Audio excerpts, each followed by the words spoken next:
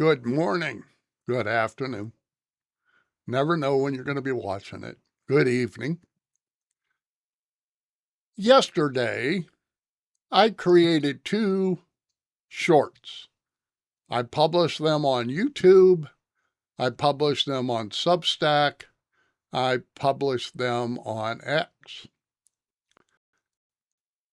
They were a reimagining of the parable of the Good Samaritan. Now, I did these 2 shorts. They were the same story, the same parable, slightly different. For the first one, the man traveling on the road was a stereotypical ultra-left, purple mohawk, hoops in the ears wearing fella that was set upon by thieves. The 2 travelers that came by, the first 2, one was a very liberal priest. The second was a very liberal professor. The Samaritan, the man who stopped and helped, was a very conservative businessman. The other short I did was exactly the same, except the 3 individuals, the man set upon by thieves, the priest, and, in my telling, the professor, were very conservative. And the man, the Good Samaritan, was the mohawk, purple mohawk wearing hoops in the ears, liberal. I got the exact response that I was expecting. I tested that video on liberals. They saw the video with the liberal man and liberal priest and professor. And on conservatives, they saw the other video. Both groups wigged, accused me of being a political bigot, blah, blah, blah. That's exactly what I knew would happen. Let me read you the parable. I'm using the Common English Bible as it is written. It's in John, I think 10:25 through, I think, 30.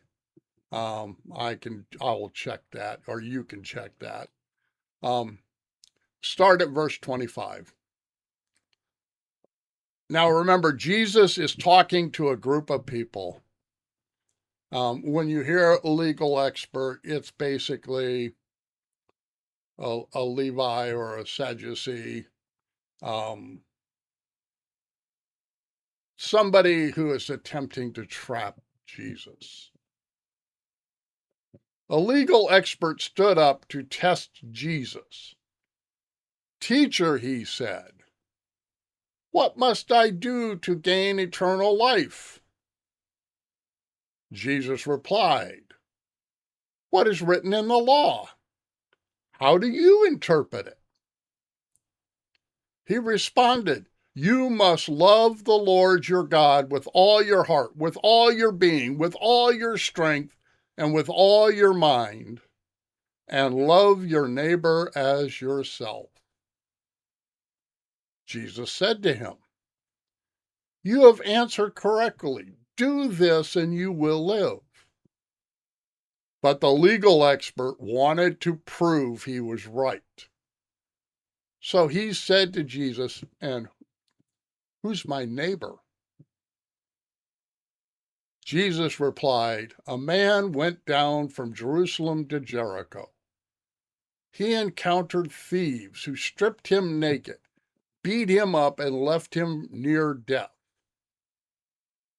Now, it just so happens that a priest was also going down the same road, and when he saw the injured man, he crossed over to the other side of the road and went on his way. Likewise, a Levite came by that spot, saw the injured man, crossed over to the other side of the road, and went on his way. A Samaritan who was on a journey came to where the man was. But he saw him. When he saw him, he was moved to compassion. The Samaritan went to him, bandaged his wounds, tended them with oil and wine. He then placed the wounded man on his own donkey, took him to an inn, took care of him. The next day he took 2 full days' worth of wages and gave them to the innkeeper. And he said, "Take care of him. When I return, I will pay you back for any additional costs." Jesus asked, "What do you think? Which one of these was the man's neighbor, the man who encountered the thieves?" The legal expert said, "Well, the one who demonstrated mercy towards him." Jesus told him, "Go and do likewise." Why did I create those 2 different tellings? To cause trouble? Yes. But to get people to think. You have to understand, it's easy to read that parable in the Bible and not feel that that parable is an indictment of you. It is an indictment of you. It is an indictment of me. You have to understand, the people Jesus were talking to were good Jewish people. His disciples, his followers, himself, the people that were listening, the legal expert.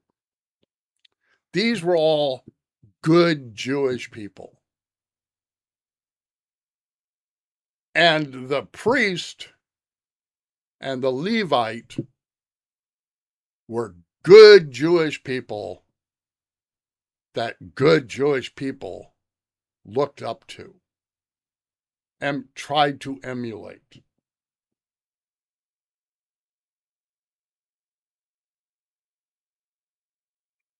The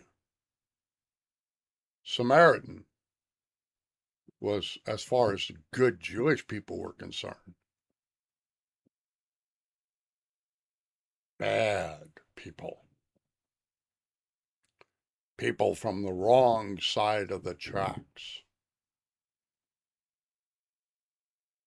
People in good Jewish minds were just evil. Heretics. Obviously, a Samaritan would not help a Jew.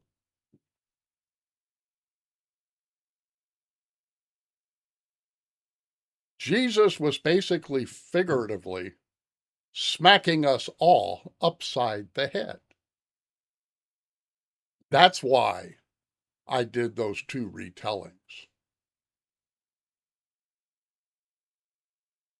Because I wanted to bring what Jesus was saying and the emotion that he was generating in the people that heard that parable into the modern world. In this day and age, we are very divided. And the big reason we are divided is because we all think we're the good Jewish people. And those on the other side, they're the Samaritans. And it goes both ways. That's why I did 2 versions. I am not going to tell you that I am not susceptible to that problem myself. I am. But I will admit to myself I am. The biggest people I see that have frustrations to the point where they're just always seem to be miserable are the people who can't admit to themselves that they're no different, actually, than the people on the other side. They're the people who can't admit to themselves that they can be, and sometimes are,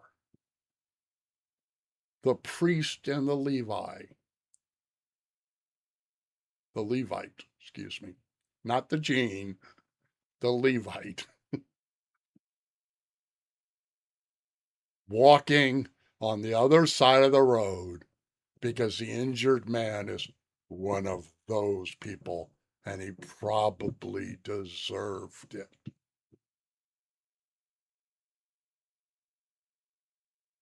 We are all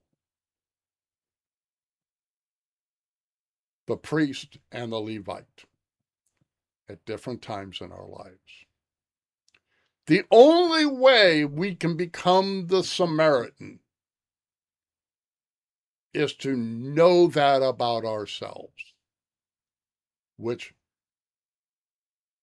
will place us on guard against that knee-jerk reaction that quite honestly is out of total ignorance of the other side. I'm going to finish up real quick with a quick story on ignorance and how that creates all forms of prejudice and racism and discrimination. Now, got to remember, my grandfather was born in 1904. He did not see his first car until he was 12 years old.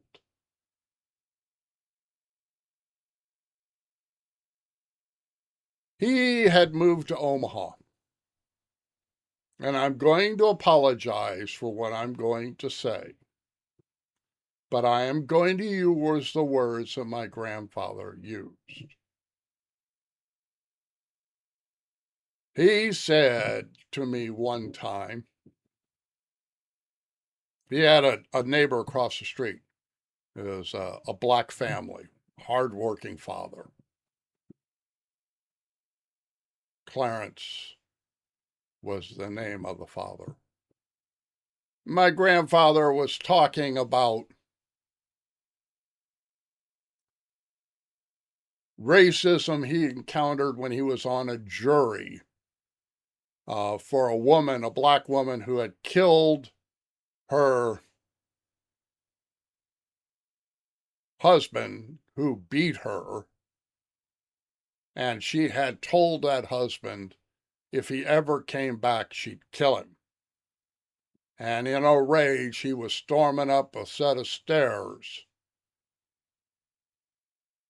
to beat her again, and she unloaded both barrels.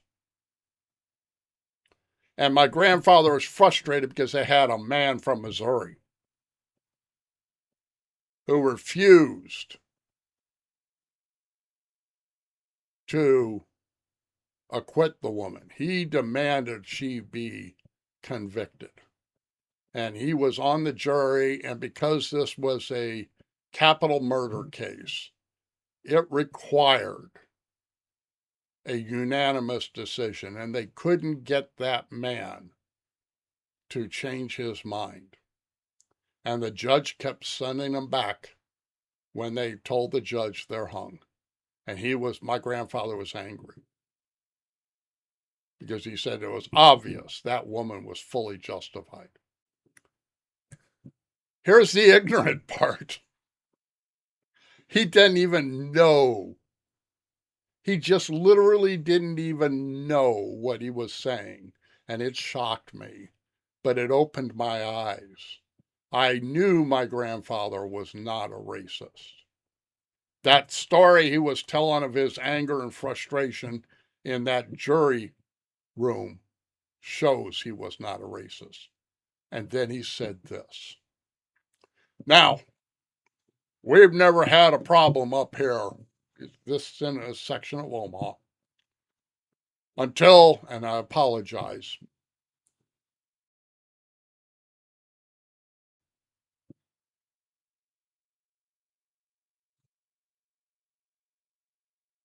and then he went on and goes, no, I'm not talking about Clarence. He's a hard-working man. He's a good man. That's a great family. That's when my eyes were opened.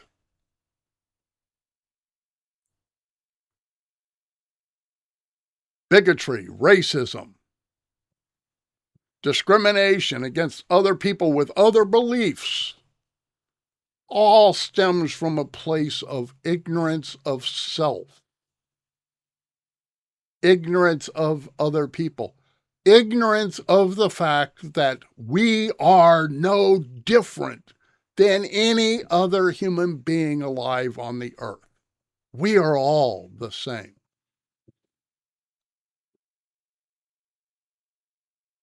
When we know that, we can be the Samaritan. When we don't know that, we're the priest and the Levite. Be the Samaritan. Know that the person on the other side is you. You are the same. Have a great day.